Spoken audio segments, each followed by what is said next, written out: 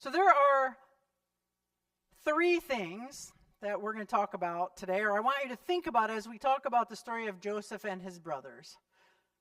The first one is, the pit is real, but it's not final. The second one is that God works from the beginning through the messy middle to the end. And the third thing is that in the end, God's mercy prevails. So one, the pit is real. Two, God's mercy, God works through the messy middle. And three, God's mercy prevails in the end. The verse that you heard at the end of that passage mirrors another version of that in another verse somewhere, where Joseph says what they intended for harm or evil, God used for good, right? So we hear that one, and out of all those 14 chapters, 1/4 of the book of Genesis, we remember that verse. It's the most remembered verse. It's the most popular verse, I think, out of all of those chapters. But that comes at the very end of Joseph and his brothers' story in Genesis. This story starts way back in chapter 37. So 14 chapters of Joseph and his brothers and father Jacob. Speaking of father Jacob, we want to know, how did we get here to these brothers, these 12? Well, we've been talking about the creation story and Noah and so on. And then we talked about Isaac, whose father was Abraham and Sarah. So we have Abraham and Sarah, the God of Isaac, Abraham, Isaac, and Jacob. So we're in Jacob and Jacob's tribes, his 12 sons, his families. We learned a lot about those families, right? We learned that it wasn't always perfect. More times than not, it wasn't. We learned that the people were flawed and broken, murdering and lying, and I'm sure they were good people in general, right? But there's these parts of these people that were like, oh, really? That's the patriarchs that we follow? That's the God that we follow through these patriarchs and matriarchs? They did those things? Sarah harassed her maidservant after her maidservant did exactly what she wanted her to do, so much so that she ran off twice. Well, ran off once and was kicked out the second time. Right? Sarah had her moments. But here we are, Abraham, Isaac, Jacob, and Jacob's 12. Now, of these 12 boys, and there were more children, but of these 12 boys, if you remember, Jacob married Leah. So went to Uncle Laban's house and was tricked into marrying Leah. And Leah and Jacob had 6 boys, Reuben being the first and the eldest. In the meantime, Leah and Rachel both wanted to have more kids, and Leah couldn't have any. That's the youngest one, the one who Jacob loved, wanted to marry. So they each gave him their maidservants to be his wife. That's Bilhah and Zilpah. And they both had 2 boys each. So now we're up 6, 7, 8, 9, 10. And then finally, Leah bears 2 children. They're the 11th and the 12th boys. The one who Jacob loved finally has 2 boys. And they are Joseph. Anyone know the 12th one? Benjamin, right? So Benjamin is the youngest.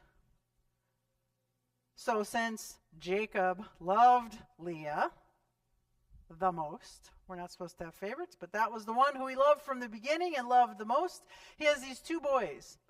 These 2 boys are special. They have a special place in his heart, and Jacob loved Joseph most. And there's a musical, right? What did Jacob give Joseph? The coat of many colors, right? Jacob got this beautiful ornamented robe to wear. And because Jacob gave that to Joseph, his other brothers were kind of like a little not happy with that. He, at the time he was born, as the 11th child, was the youngest out of everybody. And here's these other 10 going, what is going on? Dad loves him more than us, and he's the youngest. And in that culture at the time, and it sort of prevails today, the eldest held a specific place in the family. And if you remember, we talked about the eldest, one, having the right and the blessing to be the patriarch of the family, and also getting a double portion when dad goes, a double portion of everything. And then he rules all of his family. He inherits all of that, and he is the patriarch. So to see Jacob give Joseph this beautiful robe and special treatment doesn't make them happy. Joseph's about 17 at the time we meet him in the story, and his brothers are off in the field, and they've got their shepherding sticks and all the things they need to be out in the field for several weeks. They've got the sheep out there. And we hear that Joseph has already gone out and come back to Dad at one point and given Dad a bad report about some of his brothers. He's tattling. Oh, Reuben and Dan, I don't know what they're doing, Dad. They're not doing their thing. So when we meet Joseph in this story, he's already done that. Jacob already loves him more. And Jacob sends him back out to the fields to go on reconnaissance and get more information about his brothers. Right? He says go check on them, but I'm thinking, I don't know, is he checking to check? Is he checking, like, what's... Joseph's in a really bad spot because he's the youngest, besides Benjamin at that point. He's the youngest, and why does that one, we didn't get to do that when we were young. Why does the youngest get to do that? Why does they get away with all the stuff? So Joseph goes out, he finds out that his brothers are out there, but before he can actually get there, the brothers spy him off in the distance. And do you remember what they started plotting to do what? They were starting to plot to kill him. Let's get this dreamer. Because if you remember, he dreamed 2 dreams that were a reflection of a future that they would be ruled by him. He even has one where the sun and the moon and the stars bow down to him. He tells that to his father, and Jacob says, are me and your mom supposed to bow down to you? What are you thinking, boy? But the brothers know about these, and so they plot to kill him. They grab him, and they say, we're just going to do that. Reuben steps up, the oldest. Reuben steps up and says, well, let's not kill him. Let's just throw him down in a pit. And the brothers say, okay, if we throw him down in a pit, we can take his robe off, we can splatter it with a goat's blood and go back to Dad and say he was ripped up by the goats and it'll be fine. So Reuben did this because he's going to go back and try to get Joseph out of the pit. He's going to try and save him. When he comes back, he's gone. The brothers have now decided that they can make money from their brother and still tell Dad that he's dead, which is torture in itself, right? So they take him out, they sell him off to a traveling caravan, which eventually takes him to Egypt and sells him off. The brothers go back and say, Dad, we're sorry. Joseph's dead. This is his coat, right? And they torture Dad because they didn't have to do that. Dad is in grief. Jacob is just beside himself. So once the caravan goes and sells Joseph into Egypt, into slavery. But before we actually get there, there's one chapter right in the middle of this story that sticks out and didn't make any sense to me until I read through it a bunch of times and did some research. Chapter 38 goes from Joseph being sold off into slavery to Judah, one of his brothers. So we know Judah is the line of David, right? Judah, grown up, gets married, has 3 boys, marries off his eldest son. His eldest son is wicked in the eyes of the Lord. So God smote him.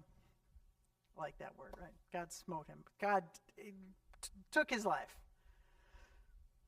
So Judah says, well, daughter is Tamar. We've heard that name before. She's in a couple different Bible stories, different women. But Tamar, well, I have a second boy, so I'm going to send the second boy in. And on behalf of his brother, you are going to marry her and have his children for him. Perpetuate his line. Well, the second son doesn't do what the father asked, and he, and I'm just going to say this in the most tamest of terms, throws the juice on the floor. Says, I'm not going to do that. Well, God doesn't like that either.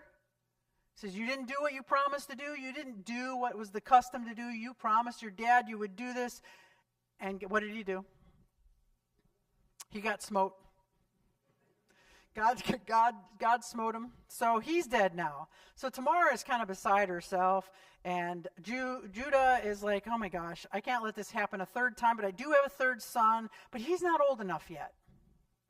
So Tamar, go live with your dad.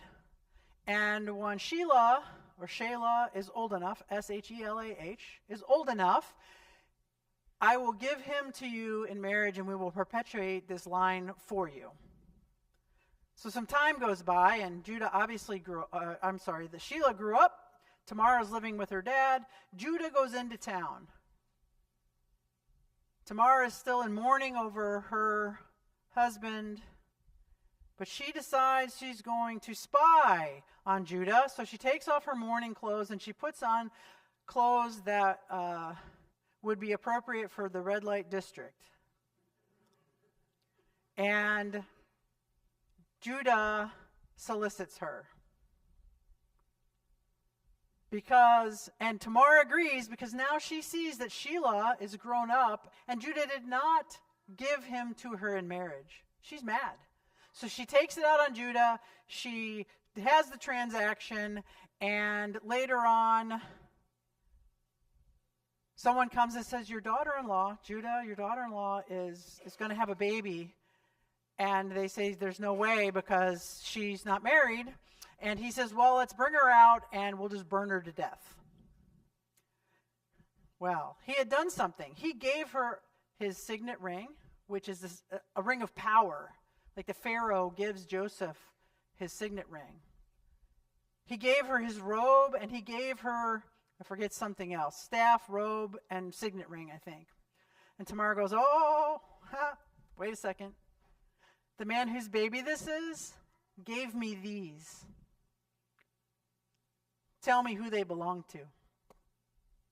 And so he is convicted right at that point in time, publicly, for having to recognize these things. Now, I wondered why that was in there. But do you remember the story about the lost sheep, the lost coin, and the lost son? Right? The three lost things. This is a literary trick or a literary way of telling a story. And so when we move on to Joseph in Egypt, by this time, he is about, 18 or 19 years old. He has been sold into Potiphar's house, and Potiphar is an officer of the church, and Potiphar's wife goes after him, wants to be with him, and Potiphar comes home, and Joseph ends up in jail. You can't do that to my wife. Even though it wasn't true, she said it was true, he believes him. Joseph goes to jail. We're going to get back to this coat thing here in a minute. Joseph goes to jail. While he is in jail, now he already moved his way up to running this household for Potiphar, right? Until this problem. He's in jail and he starts working his way up. He's running things in the jail. He's a good guy. God is with him. And one day, the king gets mad at two officers more and sends them to jail. They are, does anyone remember who the two officers were? There was a cook, so a baker, and the cupbearer. Right? So they go to jail, and they have a couple dreams. Well, we know that Joseph is able to interpret dreams because he's done that for himself already a couple times. And the two guys come to him, and he basically interprets their dream, not as they would like it necessarily, but the cupbearer is going to, in 3 days, go back to the king, or back to the Pharaoh, and have a job, and the baker is going to go back to the Pharaoh and die. He's going to get hanged, he's going to get his head chopped off, whatever. He's going to go. So Joseph interprets these dreams. He says, well, in 3 days when you go up, remember me. So they go up, the baker gets killed, the cupbearer goes back into service, and 2 years pass without a word. Eventually, Pharaoh needs somebody to interpret his dreams. And all of a sudden, the cupbearer goes, oh, I remember now, 2 years ago, Joseph, this guy down in the jail, he interpreted my dreams. Maybe he can interpret your dreams. So Pharaoh calls him up. Does anyone remember what the dream was about? Pharaoh had 2 dreams that were about cows and the harvest, right? So there was a dream about cows, a dream about wheat, both pointing to 7 years of plenty and then 7 years of famine. Joseph tells Pharaoh, this is what it's going to be. You better appoint somebody to run everything. And Pharaoh goes, of all the people in the land, and he picks Joseph. And at the time he picks Joseph, he gives Joseph his signet ring. He gives Joseph his robe. He gives Joseph his staff, which equals ultimate authority and says, to you I give ultimate power. The only thing that I have over you is the throne. So when Joseph speaks, he's speaking on behalf of Pharaoh. Which is kind of weird. We think back to that story, and if you look at the Egyptian kings like Tutankhamun and Ramses, and you look at those, you just would never imagine a Hebrew person shaven, because when he comes out of jail, he has to shave his whole body, as I understand it. Everything, no hair is there. It was ritually clean and also medically clean, because if you had lice or whatever, everything would just be gone. Think about the headdress. Think about the robe. Think about the staff and the ring. And he looked like a pharaoh. He was equal to the Pharaoh. His dad gave him a beautiful coat. Pharaoh gives him a beautiful coat. His dad gave him this power. He gave him that. He raised him above, and Pharaoh raised him above. So these two stories are bookends across this story of Judah, who is contrasted because he does some terrible things in the middle. And there's a robe and a staff and a signet ring in that story of Judah doing this thing. So the 3 pieces do go together, although when you read it the first time, you will think that chapter 38 doesn't belong there at all. It does. So Joseph becomes this guy. He goes and he does this 7-year plan. He goes out into the community and he gathers up the grains, puts them in the barns. He is overflowing to where he can't even count it anymore. It's so much. He goes out and he takes it from the community. Doesn't say he bought it, he took it. He gathered it in from the excess from everybody, put it in the stores. At the end of the 7 years, Egypt has bread, but they're starting to run out because now the famine is kicked in. So Joseph starts to sell back to the community what he took. So he's doing a good thing, but we need to keep in mind that he now took it and now he's selling it back to the community. So they come and they pay their money and they take their grain and their bread and go home. In the meantime, back with Jacob and his other sons, they are also in famine. And so Jacob sends them to Egypt. Go buy enough grain for us. And so they do. They head out. They come to Joseph, and Joseph recognizes them. They do not recognize him. He grants them their wish. He inquires about their family a little bit. And he sends them on their way with a condition. He says, I'm going to send you on your way with everything that you need. But you told me you have a youngest brother. I want you to come back and bring your brother Benjamin. Now, Jacob has already lost Joseph, so he thinks. And they're going to have to go back and get Benjamin, the other son of Leah, the one he loved. So they get ready to go, and Joseph says, well, one more thing. Before you go, leave somebody here so that I know you'll come back. So he picks out of the crowd of the boys Simeon, binds him up, puts all of them in jail for 3 days, keeps Simeon, sends him on home. En route home, they discover that the money that they had paid Pharaoh is back in their bag. And they're fearful because they also know that now they are going to be charged with stealing. They don't know how it got there. And they're going to have to go tell Dad they need to take Benjamin back. And then they have to go and say, we have this money for fear of their own lives. So they do. They go all the way back. They tell Jacob, here's the deal. And Jacob says, you cannot have my youngest son. One is lost already, Joseph. Another is lost to me now because Simeon is back in Egypt. You are not taking Benjamin. I can't handle it. I will die if you lose Benjamin for me. So they don't go back right away. The Bible says that they ate up all the grain and all that Pharaoh provided, and they were in famine again. So they had to go back and get more. It was the only place in town to get anything. So they go to Dad and say, we need to take Benjamin. And though he doesn't want to do it, he finally concedes and says, take Benjamin. Take the money back that you were given back.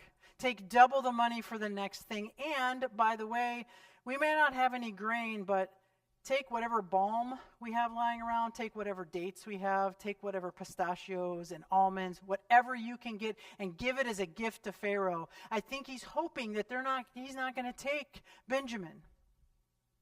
And so they do. They go back to give this gift to Joseph. Joseph still knows who they are. They have no clue. They load everything back up. And Pharaoh sends them on their way back. Stuffed all their money back in their bags and put a cup in Benjamin's bag. And then sent his officers out to catch them and say, you stole my cup. And they say, we didn't steal a cup. You can check all our bags. Whoever bag it's in, you can take them and do what you want with them. You can kill them. So the officers go, and of course they find it in Benjamin's bag, and Benjamin is going to die, right? So they all head back to the city because now they're all sort of under arrest. They have to go back to the city. And when they get there, the eventuality is that Joseph cannot handle it anymore. He sends everyone out of the room because he's about to cry out to his brothers. I am Joseph. I have raised up to this level. I have been the one who's giving you this stuff. You meant this stuff for evil and harm. God meant it for good because now I've been able to feed you, feed your families, feed your flock, feed the community. They eventually go back and get Jacob, and they come back in town. Pharaoh settles them in the land, and they become very prosperous. At the same time, the Egyptians are continually running out of stuff. They go back to Joseph, and they sell their land. They sell their flocks. They sell themselves to Joseph to become slaves. And Joseph says, well, I'll provide seed for you in the land, but you're going to give me a fifth back every year. So there's some grace, there's some mercy, and the story is way more than all of that. And I just want us to think about a few things here, because we're doing, wait, that's in the Bible, right? So there are some ahas here. And aha, that Joseph went and became ruler of all Egypt. I don't know if we really can comprehend what that means. It's like coming from nothing to rule a country, right? To have ultimate power. When Jacob eventually dies, the dad, they embalm him. Egyptian practice of embalming. They make him a mummy, basically. I never thought about that. And they carry him back and they bury him with the patriarchs, with Abraham and with his wife.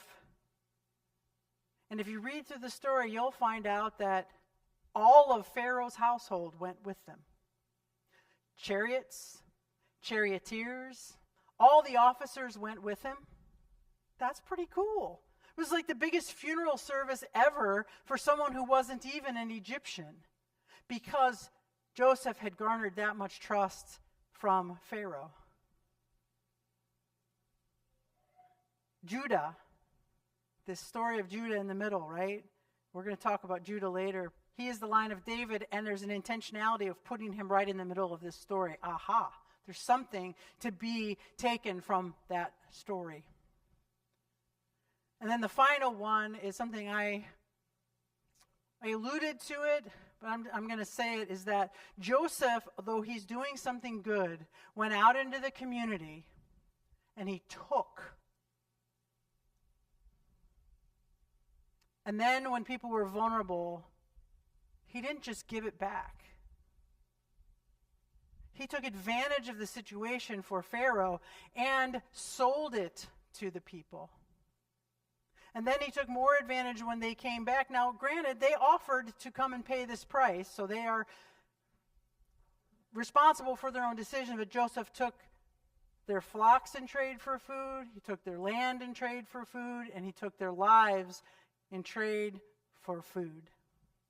So that they owed everything to Pharaoh and owned nothing. Everything that they did, everything that they had, they got to keep stuff to eat, but they were indebted to Pharaoh forever. Later on, the script flips, right? We'll learn about the Hebrews in Egypt go to slavery. So I just want us to think about this story in total, about how there's really some good stuff in there, how God worked through the story to save Joseph, to save Benjamin, to save the brothers, to save Jacob and all of their kin, to save the Egyptians from shore famine. At the same time, let's look at also the rest of the human condition, where Joseph and Pharaoh took advantage of the situation for people who are super vulnerable, and how we can take that lesson away for our lives. So the pit is real, but it is not final. God works through it, through the beginning, through the middle, and the mess, and to the end. And God's mercy prevails at the very end. And that is for you and for me and all of God's children. Amen.